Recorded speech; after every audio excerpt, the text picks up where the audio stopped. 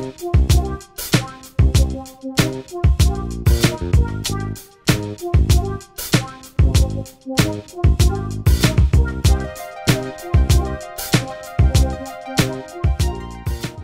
връзка с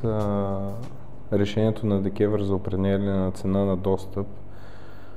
бихме искали да дадем един съвет към нашите клиенти, към всички, които имат фотоволтаични централи, на които ЕРП-тата трябва да им фактурират обратно всеки месец цената за достъп. Това, което сме разработили с нашите адвокати е на всяка фактура, тъй като вие реално нямате избор да не я платите, защото във фактурата имате текст, че ако не я платите, ще ви спрат централата. Това, което препоръчваме на всички да направят, е да пускат към всяка фактура едно писмо,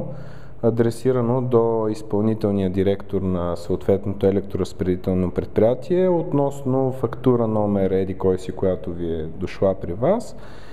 в която казвате, че считате решението номер 33 на ДКЕВР за неоснователно, което е за въвеждането на временните цени за достъп на производителите на ВЕИ,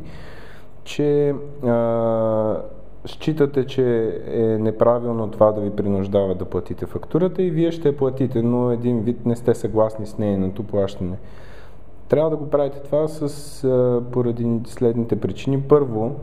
тъй като в момента се водят, има много жалби подадени срещу това решение и ако то бъде отменено, въпросните писма, които вие сте пратили с обратен входящ номер, са ваша причина да си изисквате парите обратно.